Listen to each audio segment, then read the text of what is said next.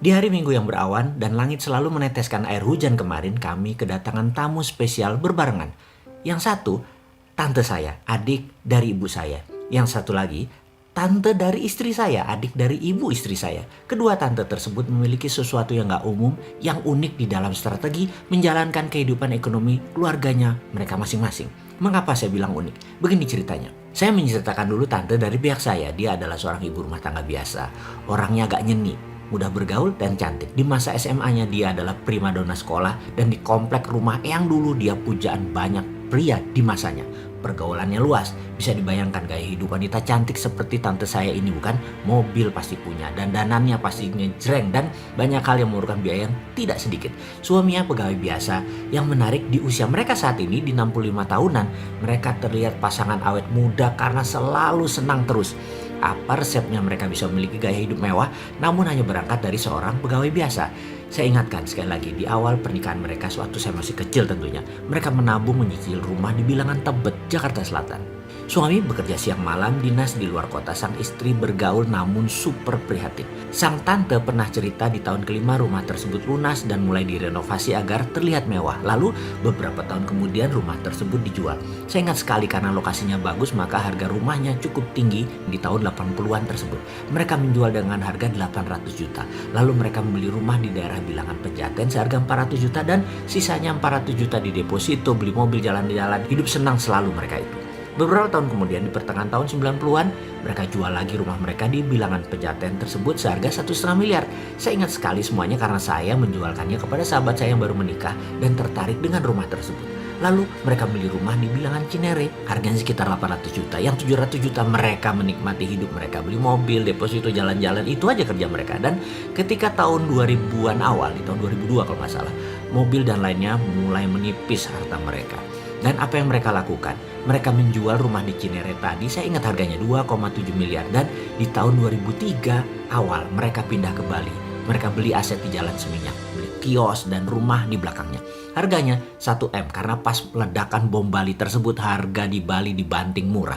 Dengan sisa 1,7 miliar kehidupan mereka sangat mewah dan layak. Jalan-jalan, menikmati hidup kemana-mana, anak-anak sudah besar, sudah kuliah semua saat itu. Tabungan kendaraan layak, kios disewakan. 8 tahun kemudian tabungan mereka juga mulai menipis. Apa yang mereka lakukan?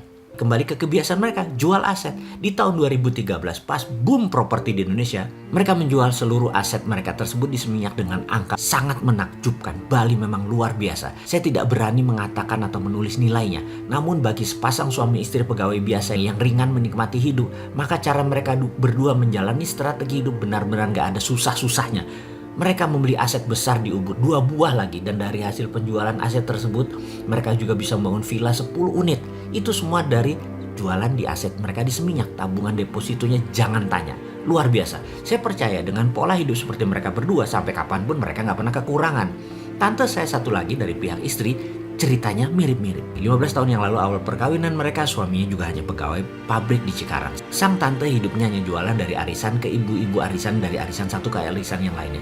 Di 2009 mereka memutuskan untuk melakukan hal yang sesuatu yang baru. Mereka merasa sayang kalau rumah berharga jutaan ini hanya dipakai tidur.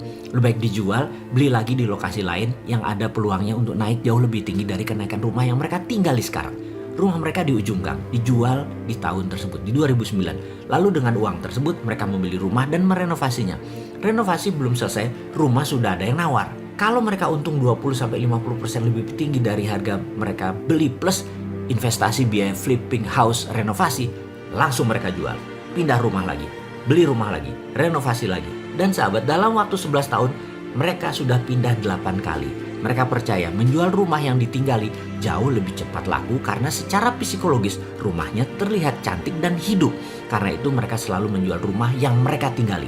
Hari ini sewaktu berkunjung ke rumah kami, mereka lagi shopping mata cari rumah karena rumah mereka yang baru mereka tinggali 2 bulan sudah dipanjer orang dan dalam 2 bulan harus pindah ke yang ke-9 kalinya. Yang saya tahu asetnya sekarang ya, jika dibandingkan 11 tahun yang lalu, itu saat ini sudah naik lebih dari 1000% atau naik 10 kali lipat ketimbang rumah mereka atau harta mereka di awal yang hanya sebagai tempat tidur. Sahabat semua, dari kedua hikmah tadi apa yang Anda dapat? Dan bisakah kedua cara itu Anda tiru?